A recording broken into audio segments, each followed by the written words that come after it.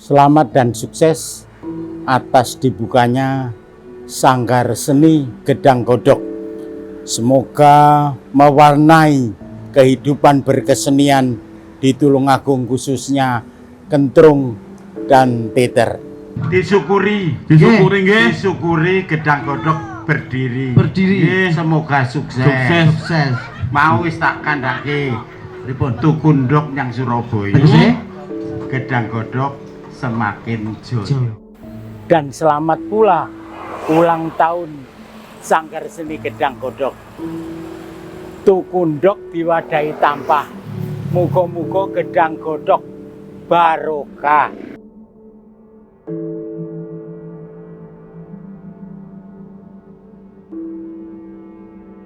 Assalamualaikum warahmatullahi wabarakatuh. Alhamdulillahirrabbilalamin. Siang punika saged sowan wonten ing Sanggar Gedang Godok. Ngingas nggih. Alhamdulillah. Piyayi mriki wonge seni-seni nyeni kabeh. Didelok saka panjenengan sing rawuh ketok nek nyeni. Gawe napa? Jarit, pakaiane ireng-ireng, enek napa kentongan, enek kukusan, enek tulisan pitik dilarang nelek. Berarti niki menandakan bahwa panjenengan sedaya menika piyayi sing budaya, piyayi sing seni. Budaya menika nek menurut kula, menurut saya, menurut sak ngertos kula, sak ngerti kula, namung sak ngerti kula sebatas kula sebagai seorang praktisi seni. Budaya menika adalah dari tembung budi dan daya. Budi menika pola utawa obah, daya itu kekuatan. Jadi mobah musike menungso akhirnya menciptakan sesuatu yang diwariskan turun temurun ke masyarakat. Dan ruang lingkup budaya menika sangat luas, bisa itu seni, bisa itu sejarah dan nilai tradisi, bisa itu penghayat, bisa itu purbakala. Jadi ruang lingkup budaya itu hanya tidak sebatas hanya jaranan atau tidak terbatas wayang ataupun apa, jadi luas. Lah sing perlu digoleki sak menika batasan budaya niku sampai di mana niku sing paling wangel digoleki. Jadi batasane budaya itu di mana kan? Nek seni jelas sebuah angen-angen sing babar keindahan niku jelas seni. Seni itu melesat tanpa batas tapi dibatasi oleh norma. Lah norma-norma sing kaya apa sing membatasi dengan seni niku sing perlu digoleki. Paling tidak Pak Bibit kalau wau kula ngrungokne napa menika nek cerita masalah kentrung hebat dan sae. Sampai nek pengen ngrungokne neh nanggapo. Pak Bibit luar biasa. Niki saya sangat mengapresiasi sekali bahwa budaya tinggalane mbah-mbah biyen menika kuwatah sangat, terutama umpama nuwun sewu umpama dicakne direalisasikan untuk saat ini mesti pas jan. Contohnya kaya mbah-mbah biyen niku nek ngandani putune utawa nuturi anake niku aja nganti lungguh bantal, engko mundak udunen. Aja nganti kudungan kukusan, engko mundak dipangan bajul. Aja ngidoni sumur mundak guwing. Sebenarnya nek dipikir secara nalar, di logika nggak masuk akal. Tetapi niku menapa niku sebenarnya hanyalah pasemon. Jadi wong mbah-mbah biyen niku kebak pasemon. Aja nglungguhi bantal mundak udunen jane nggih mboten enten hubungane. Pesan morale napa? Pesan morale wong bantal niku kanggo sirah kok dilungguhi bantal tidak etis atau kurang pas. Atau menapa sumur didoni kok marai gue nang sumur niku sumbere kehidupan kanggo ngombe kok didoni kan saru utawa tidak pas. Nek dilogikakan sebenarnya nggak masuk akal, tapi syarat dengan nilai moral utawa pesan moral. Masih berhubungan dengan temanya. Bagaimana kiat-kiat kita untuk menjaga eksistensi kesenian lama di era modern yang seperti ini, di mana semakin banyak kesenian-kesenian baru yang datang di negeri ini loh. Dimana kok nanti itu menjadi apa jenenge? Kosong. Ya menjadi tahu. menjadi pembanding. Nah, menjadi pembanding di kalangan masyarakat, di mana masyarakat nanti akan memiliki banyak pilihan tontonan, misalnya kayak gitu, yaitu. Jadi intinya bagaimana kiat-kiat untuk menjaga eksistensi kesenian lama di era modern. Ya. Terima kasih. Wassalamualaikum warahmatullahi wabarakatuh. Bagaimana mensiasati atau kiat untuk mempertahankan eksistensi kesenian tradisional yang lama untuk bisa tetap hidup dan berkembang di era modern, era sekarang, era zaman now, generasi micin. Ya. Yang pertama, sesepuh atau leluhur kita membuat kesenian itu mesti punya latar belakang keindahan dan adiluhung.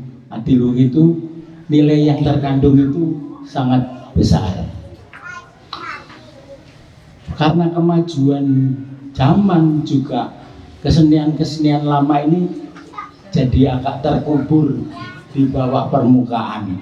Contoh saja kentrung. Kentrung ini tidak akan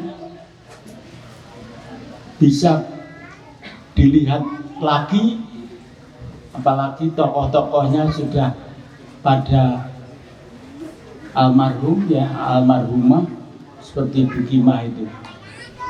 Kita sudah tidak bisa nonton lagi. Alhamdulillah, saya ambil saja kentrung karena Gedang Godok lebih banyak juga orientasinya ke kentrung.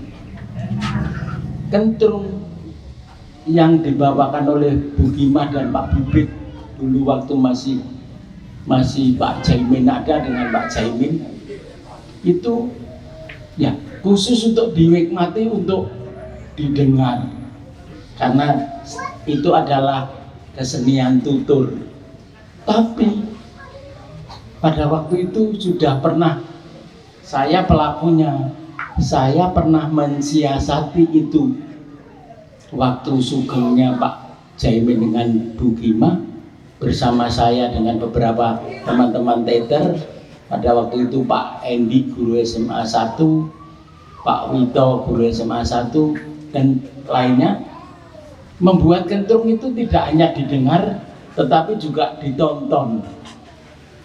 Sehingga kalau biasanya Pak Jaimin dan Bu Gimah atau Pak Bibit itu cuma cerita saja, itu diwujudkan dalam satu adegan seperti yang sekarang dirintis lagi oleh Gedang Godok.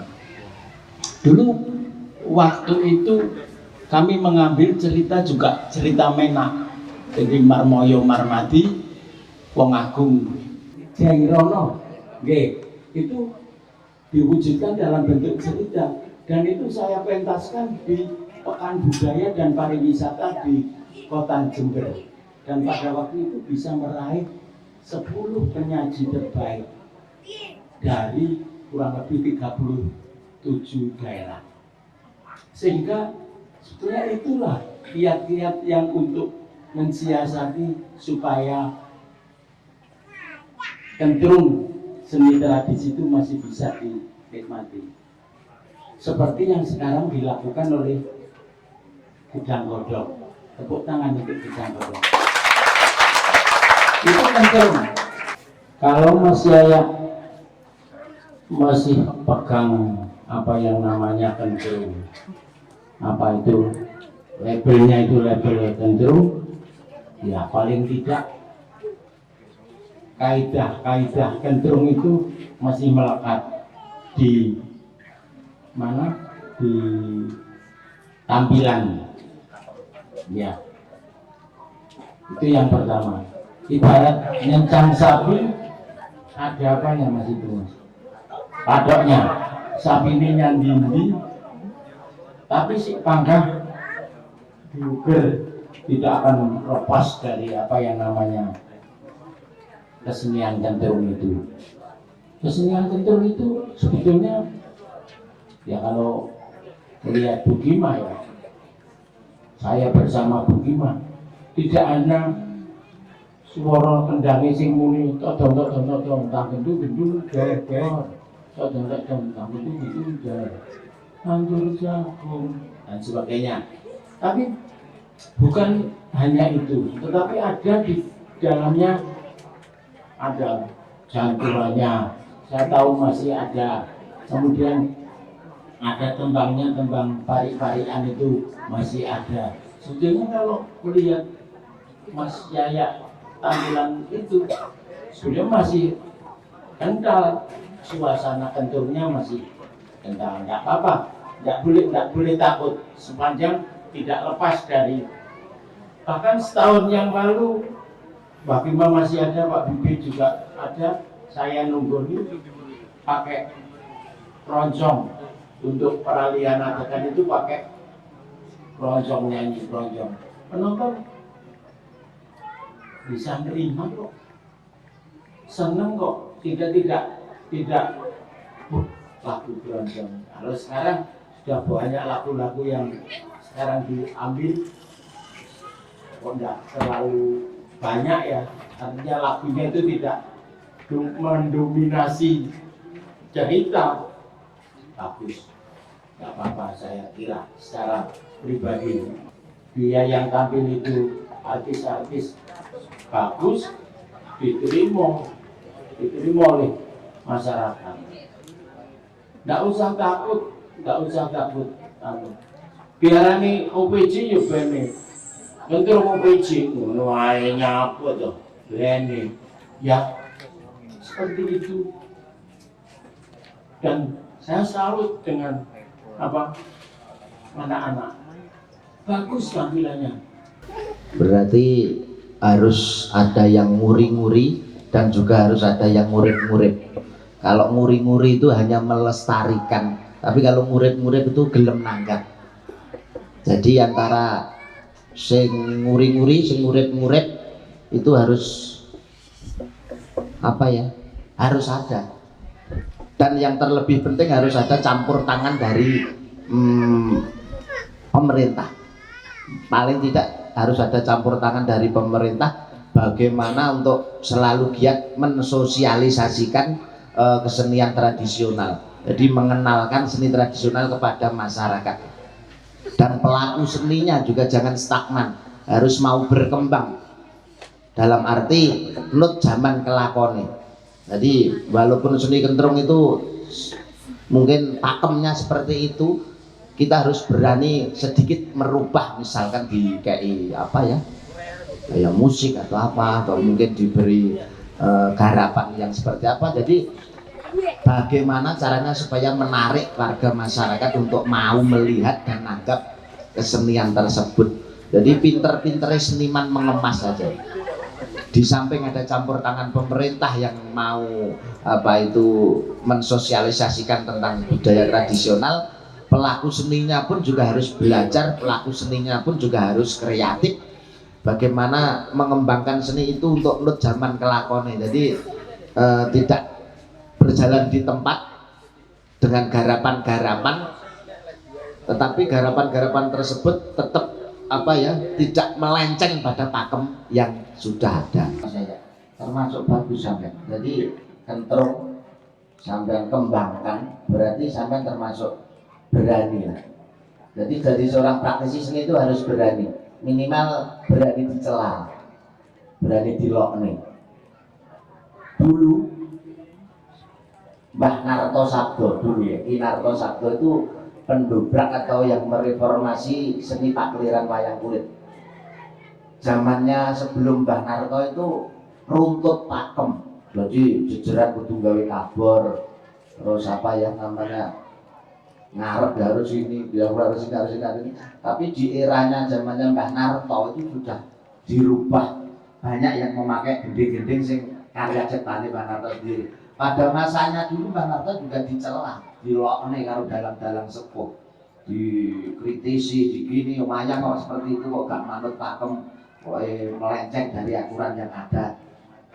Banyak dicela oleh dalang-dalang sepuh sedulunya. Tapi dengan berjalannya waktu akhirnya generasi di bawahnya Mbah Narto pun juga mengakui bahwa salah satu yang mereformasi atau yang mendobrak pakliran wayang kulit yang akhirnya bisa diterima di masyarakat menjadi tontonan suguhan yang menarik, tidak hanya kalangan ini sepuh, wong sepuh, kaula muda juga mau menonton wayang. Itu salah satunya dengan keberanian dari Mbah Narto Sabdo untuk merubah atau gaya pakliran yang ada.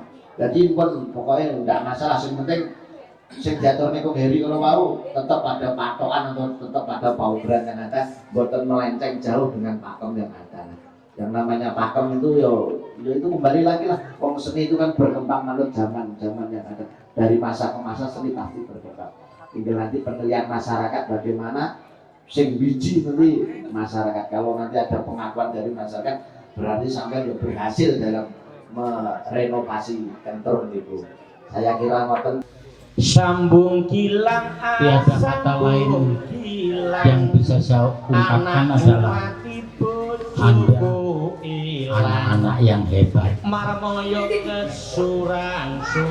Terus semangat, semoga sukses. Amin amin.